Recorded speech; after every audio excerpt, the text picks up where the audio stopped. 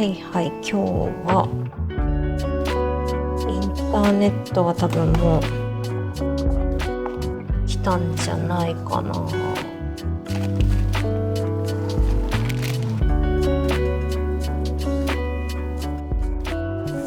おー、バッチリ来てる。おー、800。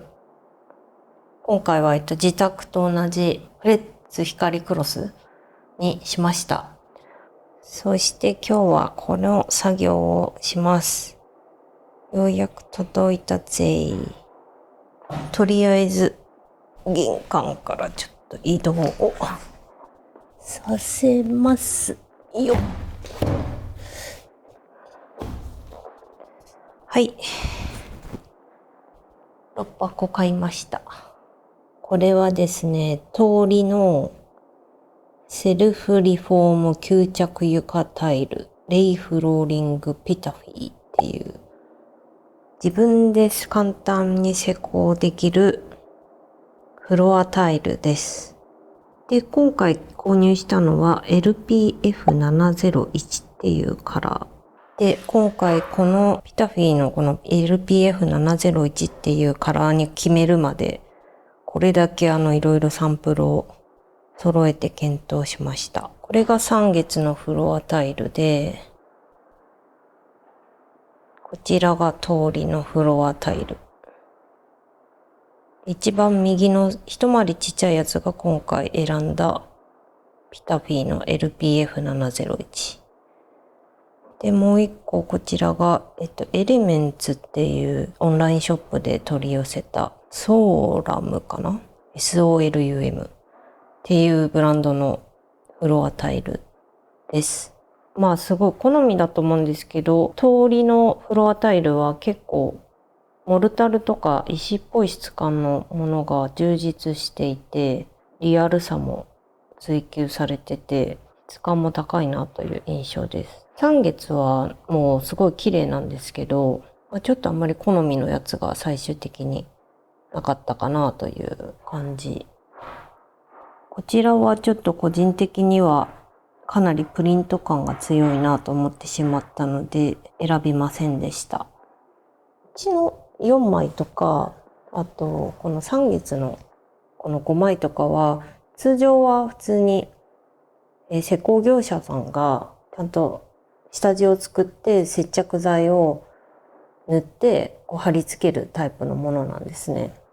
で、最近結構それを貼り付けないで賃貸住宅のこういった床の上に敷いてセルフリフォームするみたいなことをやってる方が多くて、最初はそうしようかなと思ったんですけど、このピタフィーに関してはこんな感じで裏面に接着ではないんですけど吸着剤みたいなのが貼ってあって、そもそもセルフリフォームで接着剤つけないで施工できますっていうコンセプトの製品です。なのでちょっと迷ったんですけど、最終的にはやっぱこれが一番、色味的にもいいかなと思ったし、自分で初めてやるんだったらこれが一番安心かなということで、この通りの、ピタフィーの LPF701 っていう色にしました。じゃあ早速ですが貼っていきます。ちょっと今動画編集しててびっくりしちゃったんですけど、サンプル LPF701 じゃないじゃんっていうね。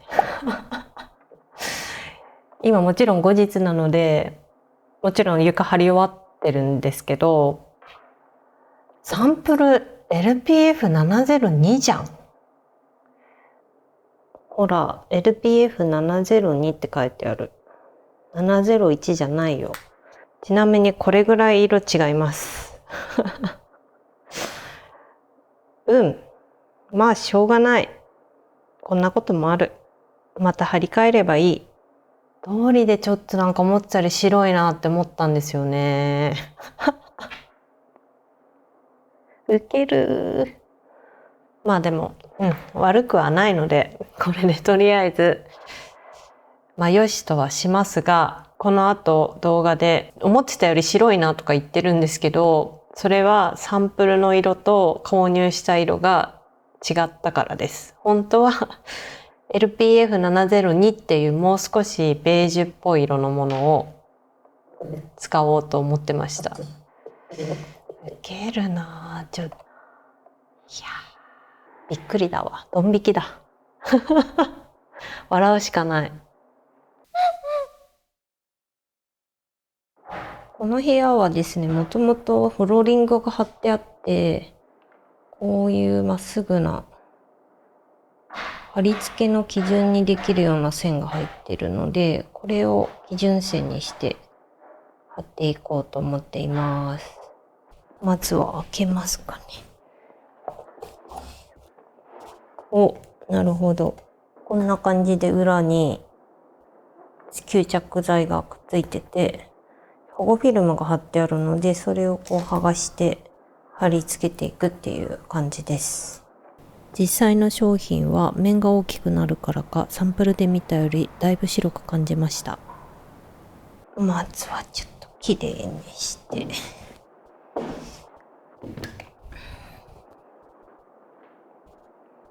よし、したらちょっとここに仮並べをしていきます。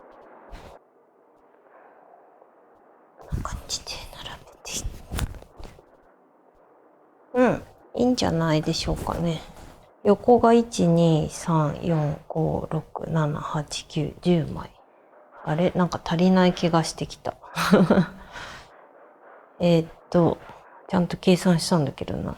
両端は余りが出るのでカッターでカットしていく感じになります。じゃあやっていくぜ。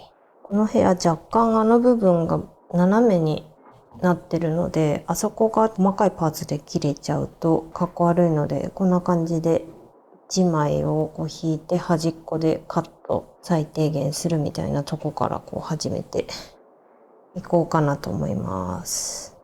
こんな感じで向こうまで並べて位置をチェックしました。はい。では貼っていきます。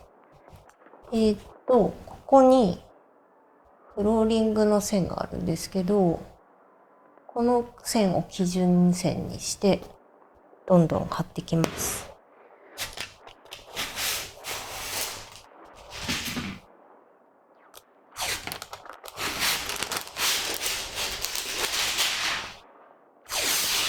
よいしょ。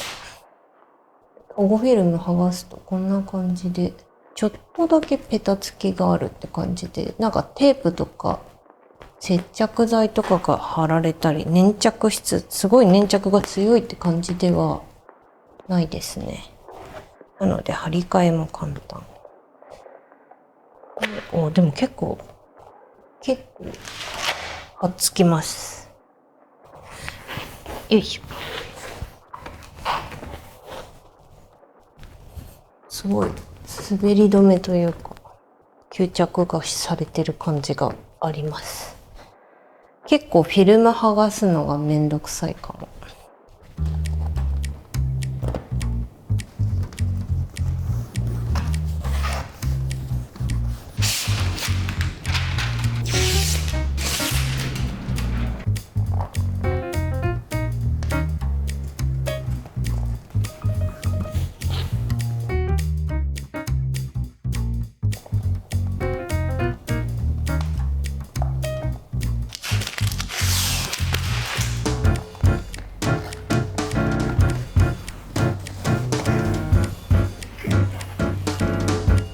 だいぶ腫れてきました。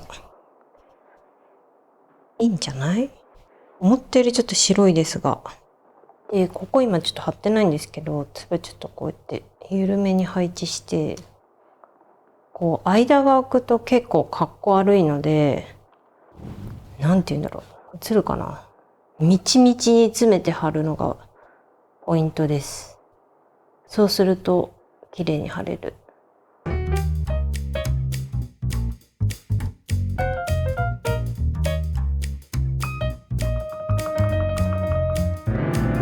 よし、だいたいなんとなく敷き終わっったんですが、端っこの方カットしなきゃいけない部分とかはまた明日やろうと思います。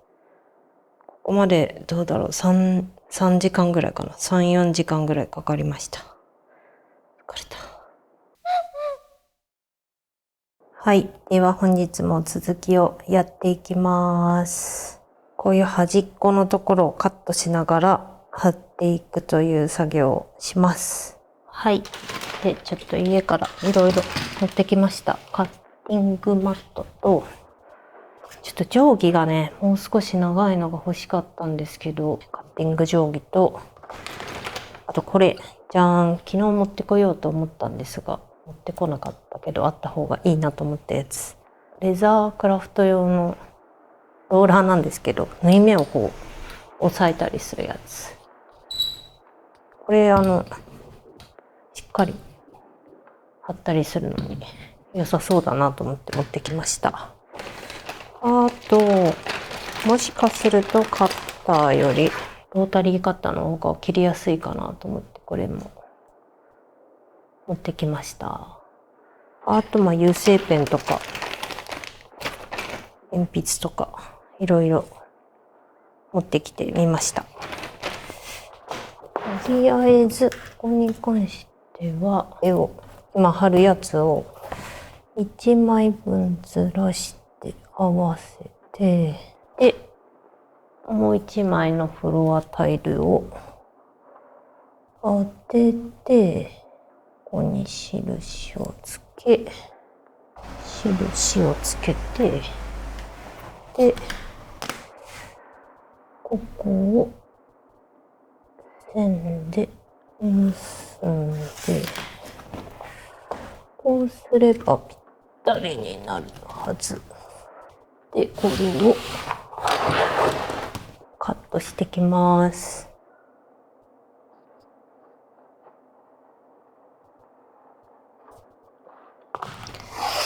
はい、切れました。で、これを貼ると。ほら、バッチリじゃないですか。完璧。こんな感じでどんどんこの隙間たちを埋めていきます。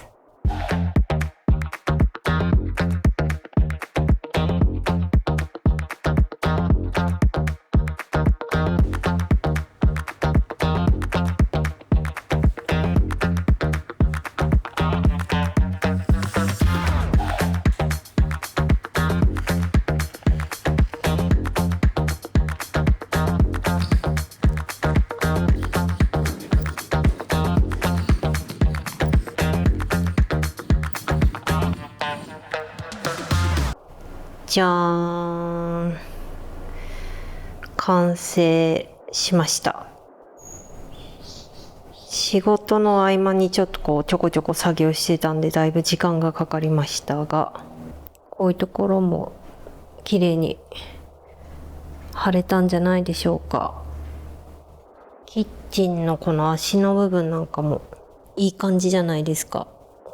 ほらほらほらほら。ちゃんとこんな感じで丸くバッチリ切り抜けております。器用さにだけはね、自信が割とありますね、私。